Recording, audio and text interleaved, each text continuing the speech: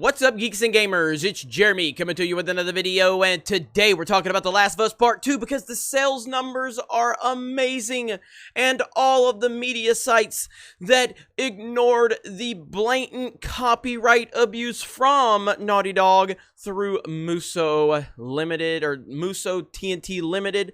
Yeah. All of those sites, they're just praising The Last of Us Part 2 to the high heavens because of the sales, yet they never wanted to mention one of the primary reasons people were so angry, because they need to spin it with identity politics.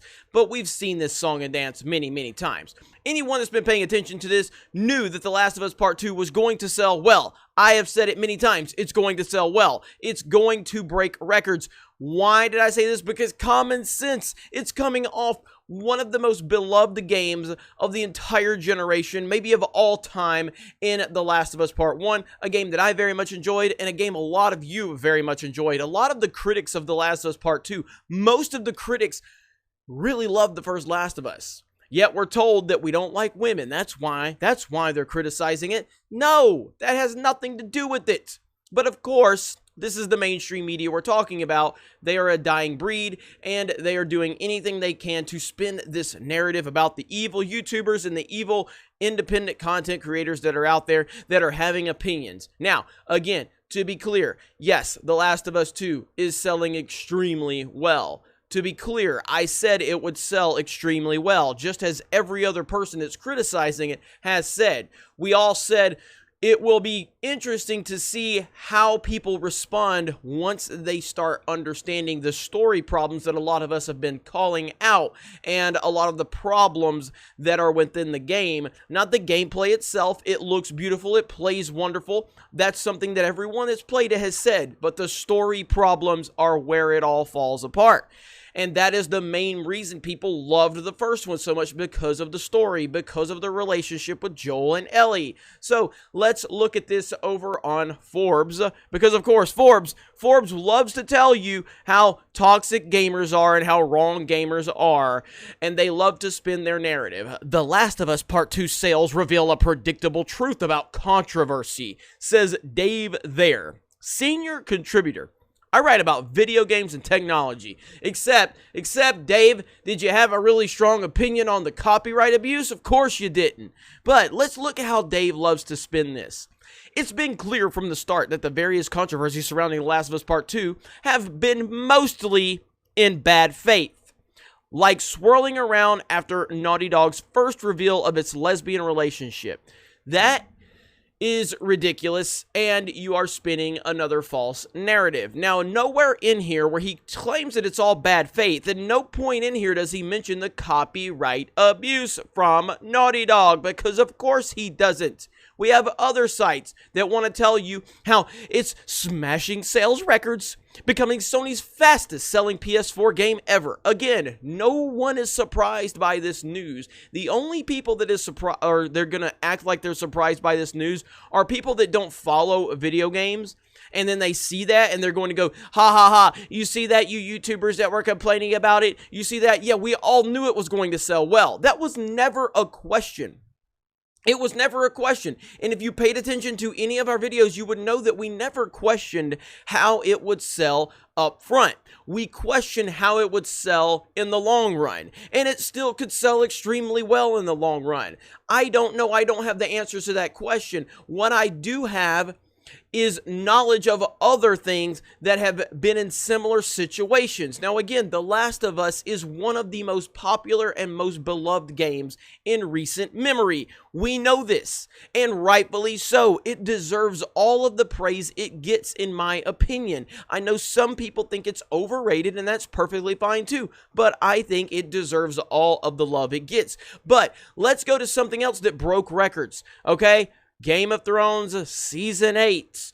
That's Episode 3, where it shatters ratings records. Remember Episode 3? That's right. That's where it all fell apart. But it still broke ratings records. Do you not remember how big Game of Thrones was? It was huge. And now no one talks about it anymore. It is irrelevant. People aren't even angry enough about it to complain anymore. It's just everyone just forgot about it. Like, this was the biggest show on television. This was the most talked about thing on television. And after season 8 went away, after it broke all of these records, no one talked about it anymore. They've canceled follow-up series. There's no anticipation for anything Game of Thrones because they killed the franchise, even though they broke records in that final season. And not only that, because this was episode 3. We still have many more episodes to go. And guess what? Even with the disastrous episode 3, even though it was disastrous, it broke ratings records, and then the finale broke more records. Because there was an interest level, because people loved Game of Thrones, and they were interested. This can't be this bad. This can't happen. The Last of Us Part 2 is the most talked about video game in a long time. People are clearly excited for it, rightfully so. So the sales numbers are going to be through the roof. We all knew this. This is not a surprise, but it's not, as Forbes said, in bad faith. It is not in bad faith. There is very, very valid reasons that people are upset about this. There are story problems, huge story problems, that are going to make people very frustrated with this game. There is the copyright abuse situation, not only on YouTube, but on Twitter, on Reddit. So many problems with this game, with this company, and how they've handled the situation.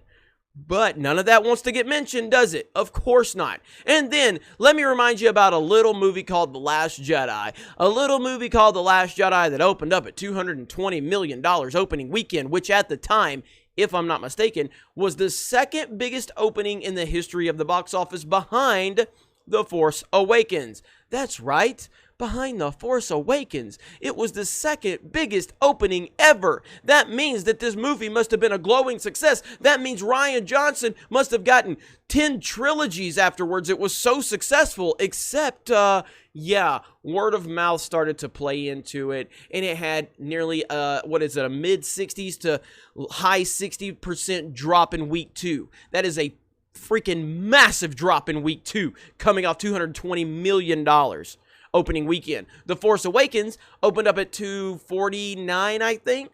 249 million, and had about a 30 to 35% drop in week 2, which is insane. Means the word of mouth was strong, meaning people were walking out of the theater happy. The Last Jedi had a disastrous near 70% drop in week 2. So even if you had that opening weekend that was the second biggest of all time, if I'm not mistaken, it was either second or third. Even if you had that, once the people started to realize the product wasn't good, they started talking about it. That has been my argument with The Last of Us Part 2.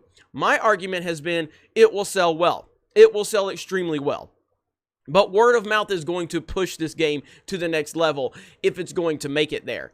Word of mouth, people telling their friends, hey, don't listen to the controversy on YouTube or social media. This game is the greatest game ever. And if those conversations happen, then The Last of Us Part 2 will be an overwhelming success. We will see how individuals respond. It is me, I believe it's my mindset that once people start realizing how bad this game is in terms of the story and experiencing the story and discussing the story, I believe that's going to have a significant impact on the long-term sales of the game. Will I be right? I don't know, but that is my prediction, just like it was the situation with Game of Thrones and Star Wars The Last Jedi and so many other films that had such a big pop, and then suddenly, boom, it went away completely. Rise of Skywalker had a huge opening weekend, and no one talks about it anymore. They celebrated that opening weekend, though. Ha-ha, fanboys. Ha-ha, fanboys. You see what you get. And then what happened? No one talks about it anymore. So we'll see what happens with The Last of Us Part 2. I have no interest to play this game. I've seen all the playthroughs, and the story choices are unbelievably horrific.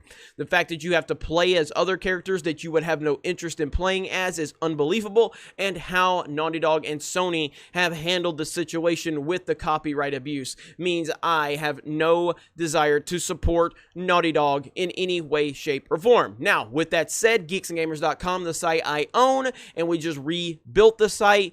We will have a written review on the website from Mike, one of our writers. Mike disagrees with me on a lot of things, and I don't know what Mike's take is going to be on this game. It may be great, it may be bad. I really don't know. I know he's a huge fan of The Last of Us, the very first game, and I know he stayed away from all of the nonsense and all the controversy. So he went into this game completely blind.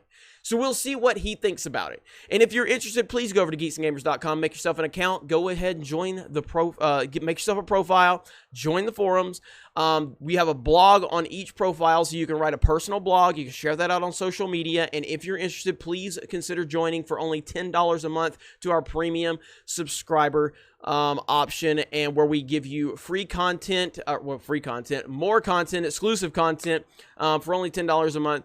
And that's basically our version of Patreon. So it's a lot of fun, and we're looking forward to the future at Geeks and Gamers. The support has been amazing. So again, free to create a profile, free to get your blog, free to get into the forums and everything like that. So please go over there, sign up, have some discussions with us. I'm not on Twitter because of Naughty Dog, and I'm probably not going to return to Twitter on my personal account because I hate Twitter. Twitter is trash. Twitter is garbage, and I am not going to... You know, I just don't want to be there anymore after getting suspended for a big Papa Pump or a big Abby Pump meme over The Last of Us Part 2. Something else the mainstream media did not want to discuss. Anyway, you guys have a great day. Thank you very much for checking out this video. Solo lost money. Raylos are weird. Fuck Naughty Dog. And we will talk to you later.